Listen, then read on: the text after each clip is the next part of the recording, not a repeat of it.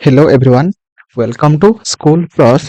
आज आम यह वीडियो माध्यम 2023 मसीह होता जूनियर टीचर एग्जाम जोटा कि आम विभिन्न डेट रो विभिन्न शिफ्ट एग्जाम होता। तो आज आम यह वीडियो माध्यम 16 नवेम्बर 2023 फास्ट शिफ्ट जहाँ भी किसी Odia grammar Odia pedagogy Odia passage question जहाँ भी किसी आसाला सबकि आज आम यह वीडियो माध्यम डिस्कसन करवा जोटा कि आपण आगामी जूनियर टीचर एग्जाम जोटा कि आम एटी जो रेगुलर होकर आसूची ता सहित सीटी ओटीईटी आरएसटी ओएसटीईटी ता सहित ओडब्ल्यूएस और ओट्रिपलएस जहाँ भी किसी एग्जाम होना कहीं जदि से एग्जाम सिलेबस रे ओडिया ग्रामर अच्छी तो से आपण मैंने यही वीडियो को फास्ट रू लास्ट जाए देखूँ कहीं सब एग्जाम ओडिया सिलेबस प्राय एका ओके से आपण मैंने वीडियो को फास्ट रू लास्ट देखिए बोली मोर आशा और वीडियोटा को आप लाइक करदे चैनल को नुआ सब्सक्राइब करके ऑल नोटिफिकेशन उपर क्लिक करेंगे जो कि मुझे जहाँ भी किसी नुआ वीडियो अपलोड करी आप तार फास्ट नोटिफिकेशन पाइपर और आपण मानक वीडियो केमिति लागला और आपण मानक आउ को टाइप वीडियो दरकार ताकू मते आपण माने कमेंट रे लिखिबे। हम माने प्रथम क्वेश्चन को आमे जिबा। प्रथम क्वेश्चन हमर कोन अछि गोटे सेकंड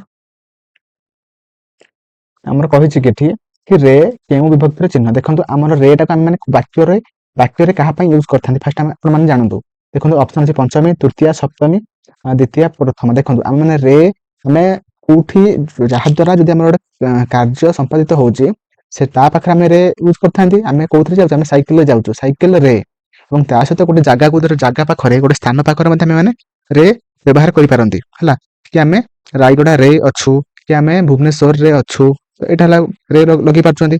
ତ ଆମର ଦେଖନ୍ତୁ ଆମର ତୃତୀୟ ଏବଂ ସପ୍ତମୀ ବିଭକ୍ତିରେ ଆମେ ମାନେ ରେ यूज କରି परिबा ହେଲା ସେଥିପାଇଁ ଆମର ସଠିक आंसर कोन हिजबो ना हमर ऑप्शन बी ओके। परवर्ती क्वेश्चन को जिबा एटा हमर प्रथम जो हम माने क्वेश्चन करूछे एटा हमर पैसेज क्वेश्चन हैला पद्य एवं गद्य रो हमर क्वेश्चन आस्तिला।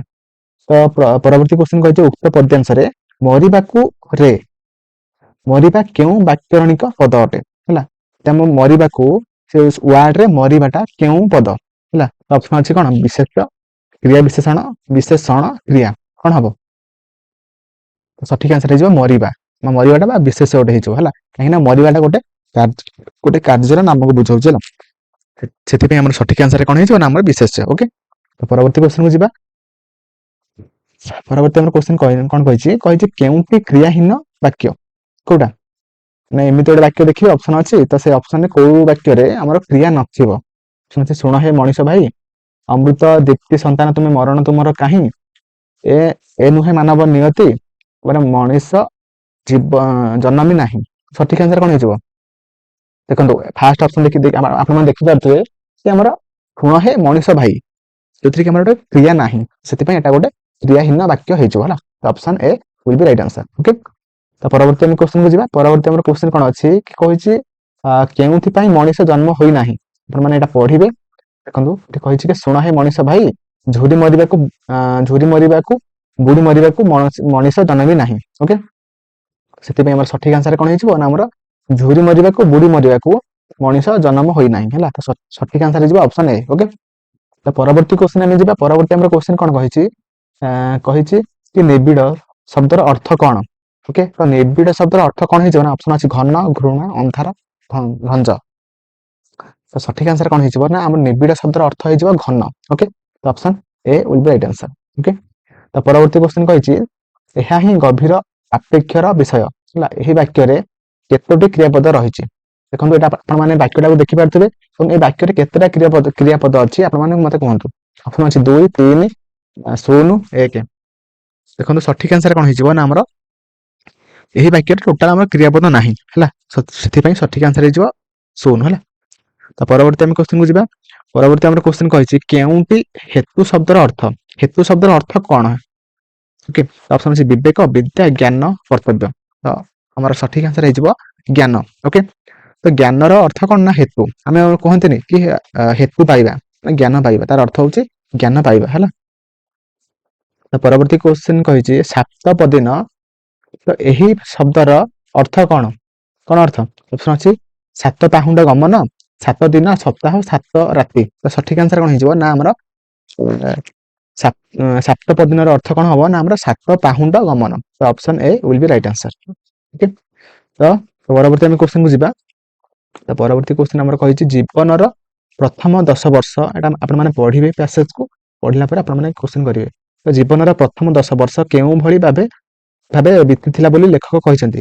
ଅପସନ୍ ଅଛି ଅଣସର, ଅବହେଳା, ଅଣହେଜ, ଅଣଦେଖା। ତ ଆପଣମାନେ ଦେଖନ୍ତୁ ଏଠି ଲେଖା ହେଇଛି ଏଠି ମୋ ଜୀବନର ପ୍ରଥମ 10 ବର୍ଷ ଅଣହେଜ ଅବସ୍ଥାରେ ବିତିଲା। ତ ସେଥିପାଇଁ ଆମର ଅଣହେଜ ହେଇଯିବ ସଠିକ ଆନ୍ସର ଅପସନ୍ ସି ହେଲା।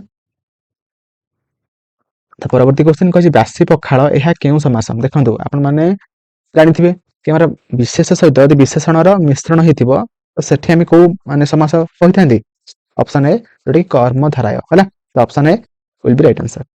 ତ ପରବର୍ତ୍ତୀ କ୍ୱେଶ୍ଚିନ୍ କୁ ଯିବା। ପରବର୍ତ୍ତୀ କ୍ୱେଶ୍ଚିନ୍ ଆମର ଏବେ ଓଡ଼ିଆର ଯୋଉ କଣ୍ଟେଣ୍ଟ ପାର୍ଟ ନୁହଁ କି ତ ସେଥିରେ ଆମର କ୍ୱେଶ୍ଚିନ୍ ପଡିଥିଲା। ତ ଆମେ ମାନେ କ୍ୱେଶ୍ଚିନ୍ ଆସିଲା। ତ ପ୍ରଥମ କ୍ୱେଶ୍ଚିନ୍ ଆମର କଣ କହିଛି କି ନିମ୍ନୋକ୍ତ ମଧ୍ୟରୁ କେଉଁଟି କ୍ରିୟାବାଚକ ବିଶେଷ୍ୟ ହେଲା। ତ ଅପସନ୍ ଅଛି ଦୁଃଖ, ଦୟା, ଦୁଷ୍ଟାମି, ଦେବା। ଦେଖନ୍ତୁ ମାନେ ଚାରିଟାଙ୍କ ଅପସନ୍ ମଧ୍ୟରୁ କୋଉଟା ଆମର ଗୋଟେ କ୍ରିୟାବାଚକ ବିଶେଷ୍ୟ ନା ଗୋଟେ କାମକୁ ବୁଝଉଥିବ ବା ଗୋଟେ କାମର ନାମକୁ ସେ କହୁଥିବ, କୋଉଟା ନା ଦେବା। Option D. ଓକେ, ପରବର୍ତ୍ତୀ କ୍ୱେଶ୍ଚିନ୍ କୁ ଯିବା। ପରବର୍ତ୍ତୀ କ୍ୱେଶ୍ଚିନ୍ କହିଛି କେଉଁଟି ଅମୃତ ଶବ୍ଦଟିର ସମାର୍ଥବୋଧକ ଶବ୍ଦ ଅଟେ ହେଲା। କୋଉଟା ନା ଅପସନ୍ ଅଛି ଅନଳ, ଜଳ, ଅମ୍ୟ, ଫଣି। ଦେଖନ୍ତୁ ଆମର ଅମୃତ ଶବ୍ଦର ପ୍ରତିଶବ୍ଦ କୋଉଟା ହବ? ଅପସନ୍ ଆମର ସଠିକ ଆନ୍ସର ହେଇଯିବ ଅମ୍ୟ ହେଲା। ଅମ୍ୟର ଆଉ କଣ ମାନେ ଆମର ପ୍ରତିଶବ୍ଦ ହେଇପାରିବ ମତେ କିଏ କହିପାରିବ? ଆଉ କଣ ହେଇପାରିବ? ଅମୃତ ଗୋଟେ ହେଲା, ଆଉ ଗୋଟେ କଣ ପିୟୁଷ, ତାପରେ ଆମର ସୁଧା, ବୁଝିଲା। ଜଳର କଣ ହେଇପାରିବ ପ୍ରତିଶବ୍ଦ? ନା କଣ ନା ସଲିଳ, ତାପରେ ଜୀବନ, ତାପରେ ନୀର, ବାରି, ଅମ୍ବୁ, ବୁଝିଲା। ଫଣୀର କଣ ନା ସାପ, ବିଷଧର, ଅହି, ତାପରେ ଭୁଜଙ୍ଗ, ତାପରେ ଭୁଜଗ ହୋଇପାରିବ ହେଲା। କନ୍ନଡ଼ର ଅର୍ଥ କଣ ହବ ନା ଅଗ୍ନି, ଅଗ୍ନି, ବହ୍ନି, ତାପରେ ପାବକ, ଉତ୍ତାସନ ହେଲା। ଏଇଟା ଆପଣମାନେ ଲେଖି ରଖିବେ ହେଲା। ପରବର୍ତ୍ତୀ ଟାଇମରେ ଆପଣମାନେ ତାକୁ ରିଭିଜନ ମଧ୍ୟ କରିପାରିବେ। ତ ପରବର୍ତ୍ତୀ ଆମେ କ୍ୱେଶ୍ଚିନକୁ ଯିବା। କହିଛି ସୁନ୍ଦରୀ ବାଳିକା ରେଖାଙ୍କିତ ପଦଟି କେଉଁ ବିଶେଷଣ? ଦେଖନ୍ତୁ ବାଳିକାର ସେ ସୌନ୍ଦର୍ଯ୍ୟକୁ ବୁଝାଉଛି ହେଲା। ହେଲେ କଣ ହବ ଏଟା? ବାଳିକା ହଉଛି ଗୋଟେ ବିଶେଷ୍ୟ ଏବଂ ସୁନ୍ଦର ହଉଛି ଗୋଟେ ବିଶେଷଣ। ମାନେ ଏଟା ସେ ଗୋଟେ ବିଶେଷ୍ୟର ଗୁଣକୁ ଯେହେତୁ ସେ ବିଶେଷିତ କରୁଛି, ସଠିକ ଆନ୍ସର ହେଇଯିବ ବିଶେଷ୍ୟର ବିଶେଷଣ ଅପସନ୍ ଡି। ଓକେ, ପରବର୍ତ୍ତୀ କ୍ୱେଶ୍ଚିନ କହିଛି ପାଦପ ଶବ୍ଦଟିର ସମାର୍ଥବୋଧକ ଶବ୍ଦ କେଉଁଟି ହେଲା। ପାଦପର ସମାର୍ଥ ମାନେ ପ୍ରତିଶବ୍ଦ କୋଉଟା ହବ? ଅପସନ୍ ଅଛି ବର୍ଷା, ତାପରେ ବ୍ୟାଘ୍ର, ବଜ୍ର, ବୃକ୍ଷ। ସଠିକ ଆନ୍ସର କଣ ହେଇଯିବ ନା ବୃକ୍ଷ ହେଲା। ବୃକ୍ଷର ଆମର ପାଦପ ଗୋଟେ ପ୍ରତିଶବ୍ଦ ଏବଂ ତା ସହିତ ଆଉ କଣ ହେଇପାରିବ ନା ତରୁ ହେଇପାରିବ, ତରୁ, ତାପରେ ଦ୍ରୁମ ହେଲା। ତାପରେ ବିଟପି, ବୁଝିଲା। ତାପରେ ବଜ୍ରର ଆମର ପ୍ରତିଶବ୍ଦ କଣ ହବ ନା ଅଶ୍ୱନି, ତାପରେ କବି, ତାପରେ କୁଳିଶ ହେଲା। ପରବର୍ତ୍ତୀ ଆମେ କ୍ୱେଶ୍ଚିନକୁ ଯିବା। ପରବର୍ତ୍ତୀ କ୍ୱେଶ୍ଚିନ ହେଉଛି ଓସାରିଆ ଶବ୍ଦର ବିପରୀତ ଶବ୍ଦ କୋଉଟା? ଅପସନ୍ ଅଛି ଲମ୍ବା, ଚଉଡ଼ା, ପ୍ରଶସ୍ତ, ଡେଙ୍ଗା। ଦେଖନ୍ତୁ ଓସାରିଆର ଚଉଡ଼ା କରିଦେବେନି କି ପ୍ରସ୍ତ କରିପାରିବେନି, କଣ ହବ ସଠିକ ଆନ୍ସର ନା ଲମ୍ବା ଓସାରିଆ ହେଲା। ତ ପରବର୍ତ୍ତୀ କ୍ୱେଶ୍ଚିନ କହିଛି କପାଳ ଫାଟିବା ରୂଢିଟିର ଅର୍ଥ ଚିହ୍ନଟ କର। ତ ଅପସନ୍ ଅଛି ଦୁର୍ଦ୍ଦଶାଗ୍ରସ୍ତ ହେବା, ସୌଭାଗ୍ୟ ଉଦୟ ହେବା, ଦ୍ୱନ୍ଦ୍ୱରେ ପଡିବା, ହତାଶ ହେବା। ତ ସଠିକ ଆନ୍ସର କଣ ହେଇଯିବ ନା କପାଳ ଫାଟିବାର ଆମର ଅର୍ଥ କଣ ହବ ନା ଆମର ଦୁର୍ଦ୍ଦଶାଗ୍ରସ୍ତ ହେବା। ତ option A will be right answer. ପରବର୍ତ୍ତୀ କ୍ୱେଶ୍ଚିନ କହିଛି ଏକା ମାଘକେ ଶୀତ ଯାଏ ନାହିଁ ପ୍ରବଚନଟିର ଅର୍ଥ ଚିହ୍ନଟ କର। ଅପସନ୍ ଅଛି ଦୁର୍ଯୋଗ କେବଳ ଥରେ ଆସେ ନାହିଁ, ମୁଣ୍ଡ ଉପରେ ଦୁଃଖର ପାହାଡ, ନା ଏକାଥରକେ ସୁଖ ସରେ ନାହିଁ। ଦେଖନ୍ତୁ ସଠିକ ଆନ୍ସର କଣ ହେଇଯିବ ନା ଆମର ଦୁର୍ଯୋଗ କେବଳ ଥରେ ଆସେ ନାହିଁ, ଅପସନ୍ ଏ। ଓକେ, ତ ପରବର୍ତ୍ତୀ କ୍ୱେଶ୍ଚିନ କହିଛି ଅବସ୍ଥାବାଚକ ବିଶେଷଣ ପଦଟିକୁ ଚିହ୍ନଟ କର। ଦେଖନ୍ତୁ ଗୋଟେ ଏମିତିଆ ଗୋଟେ ବିଶେଷଣ କହିବେ, ଆମର ଅପସନ୍ ଅଛି ତତଲା ପାଣି, ବସ୍ତାଏ ଚାଉଳ, ଭଲ ପିଲା, ବିଡାଇ ଘାସ। ତ ଗୋଟେ ବିଶେଷର ଗୋଟେ ଅବସ୍ଥାକୁ ସେ ଯୋଉ ବିଶେଷଣ ବିଶେଷିତ କରୁଥିବ ତାକୁ ଆମେ କହିଥାନ୍ତି ଅବସ୍ଥାବାଚକ ବିଶେଷଣ। ତ କୋଉଟା ଆମର ଗୋଟେ ହେଇପାରିବ ଚାରିଟାଙ୍କ ଅପସନ ମଧ୍ୟରୁ କୋଉଟା ଆମର ଗୋଟେ ହେଇପାରିବ? କୋଉଟା ନା ଆମର ଅବସ୍ଥାବାଚକ ବିଶେଷଣ। କୋଉଟା ହବ ନା ଆମର ଅପସନ୍ ଏ ତତଲା ପାଣି। ମାନେ ପାଣି ହେଲା ଗୋଟେ ବିଶେଷ୍ୟ ଏବଂ ପାଣିର ଅବସ୍ଥାକୁ କିଏ ବୁଝାଉଛି ନା ତତଲା ବିଶେଷିତ କରୁଛି। ସେଥିପାଇଁ ଆମର ସଠିକ ଆନ୍ସର ହେଇଯିବ ଅପସନ୍ ଏ ତତଲା ପାଣି ହେଲା। ପରବର୍ତ୍ତୀ କ୍ୱେଶ୍ଚିନ କହିଛି ପରାକାଷ୍ଠା ଶବ୍ଦଟିରେ ବ୍ୟବହୃତ ଉପସର୍ଗଟିକୁ ଚିହ୍ନଟ କର ହେଲା। ତ ଏଇ ପରାକାଷ୍ଠା ଶବ୍ଦରେ ଆମର କୋଉ ଉପସର୍ଗ ଲାଗିଛି? ଅପସନ ଅଛି ପ, ପର, ପରା, ପ୍ର। ତ ସଠିକ ଆନ୍ସର କଣ ହେଇଯିବ ନା ଅପସନ ସି ପରା। ଓକେ। ତ ପରବର୍ତ୍ତୀ କ୍ୱେଶ୍ଚନ କହିଛି ଏବେ ଶବ୍ଦଟିର ପ୍ରକୃତି ପ୍ରତ୍ୟୟ ନିର୍ଣ୍ଣୟ କର। ତ ସଠିକ ଆନ୍ସର କଣ ହବ?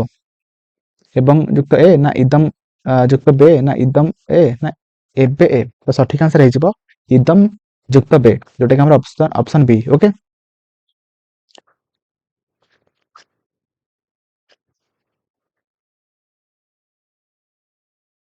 ପରବର୍ତ୍ତୀ କ୍ୱେଶ୍ଚନକୁ ଯିବା। କହିଛି କେଉଁ ମସିହାରେ କେନ୍ଦ୍ରୀୟ ଶିକ୍ଷା ଉପଦେଷ୍ଟା ପରିଷଦ ଭାଷୀ ସୂତ୍ର ସୁପାରିଶ କରିଥିଲେ? କୋଉ ମସିହାରେ? ଏଇଟା ଆପଣମାନେ ମନେ ରଖିବେ, ଯୋଉଟା କି 1956 ମସିହାରେ ହେଲା, ଅପସନ ବି। ପରବର୍ତ୍ତୀ କ୍ୱେଶ୍ଚନ କହିଛି କେବେ ମେଣ୍ଟେସରୀ ଶିକ୍ଷା ପଦ୍ଧତି ପ୍ରୟୋଗ କରାଯାଇଥିଲା? କେବେ ନା 1907। ତା ମଧ୍ୟ ଆପଣମାନେ ମନେ ରଖିବେ। ତ ପରବର୍ତ୍ତୀ କ୍ୱେଶ୍ଚନ କହିଛି ବ୍ୟାକରଣ ଶିକ୍ଷାଦାନରେ ବ୍ୟାକରଣକୁ କେତେ ଭାଗରେ ବିଭକ୍ତ କରାଯାଇଛି? କେତେ ଭାଗରେ? ଅପସନ ଅଛି 3, ଗୋଟେ ସେକେଣ୍ଡ, 3, 2, 4, 5। ସଠିକ ଆନ୍ସର ହେଇଯିବ ଅପସନ ବି, ଯୋଉଟା କି 2 ହେଲା। ତ ପରବର୍ତ୍ତୀ କ୍ୱେଶ୍ଚନ କହିଛି କେଉଁ ଦକ୍ଷତା ଭାଷା ଆହରଣର ପ୍ରଥମ ସୋପାନ? ମାନେ ଆମର ଭାଷା ଆହରଣ କଲା ବେଳେ ଆମେ ମାନେ ଫାଷ୍ଟ କଣ କରନ୍ତି? ଯୋଉଟା କି ଆମର 4ଟା ଅଛି କଣ ଦକ୍ଷତା LSRW। ଫାଷ୍ଟ ଆମେ କଣ କରନ୍ତି? ଆମେ ଲିସନିଂ କରନ୍ତି ଏଲ, ଯୋଉଟା କି ଆମର ଶ୍ରବଣ, ଅପସନ ବି ଶ୍ରବଣ ହେଲା। ତ ପରବର୍ତ୍ତୀ କ୍ୱେଶ୍ଚନ କହିଛି ଶବ୍ଦ କାହାକୁ କୁହାଯାଏ? ତ ଅପସନ ଅଛି ଆମର ଧ୍ୱନି ବା ଧ୍ୱନି ସମୂହର ସମାହାରକୁ, ନା କାନକୁ ଯାହା ଶୁଣାଯାଏ, ନା ଅର୍ଥପୂର୍ଣ୍ଣ ଧ୍ୱନି ବା ଧ୍ୱନି ସମୂହର ସମାହାର, ନା ଅପସନ ଡି ବାକ୍ ଯନ୍ତ୍ରରୁ ଯାହା ଉତ୍ପନ୍ନ ହୁଏ। ଦେଖନ୍ତୁ ଶବ୍ଦ ଆମର କାହାକୁ କୁହାଯାଏ? ଆମର ଅପସନ ସି, ଯୋଉଟା କି ଅର୍ଥପୂର୍ଣ୍ଣ ଧ୍ୱନି ବା ଧ୍ୱନି ସମୂହର ସମାହାରକୁ ଆମେ ଶବ୍ଦ କହିଥାନ୍ତି। ତ ଅପସନ ସି, ଯୋଉଟା କି ଅର୍ଥପୂର୍ଣ୍ଣ ଧ୍ୱନି ବା ଧ୍ୱନି ସମୂହର ସମାହାର ହେଲା। ଅପସନ ସି ହେଇଯିବ ସଠିକ ଆନ୍ସର। ତ ଏତିକି ଥିଲା ଆମର କଣ ଆମର 16 ନଭେମ୍ବରର ଫାର୍ଷ୍ଟ ସିଫ୍ଟ ଯାହା ବି କିଛି ମାନେ ଓଡ଼ିଆ କ୍ୱେଶ୍ଚନ ପଡ଼ିଥିଲା।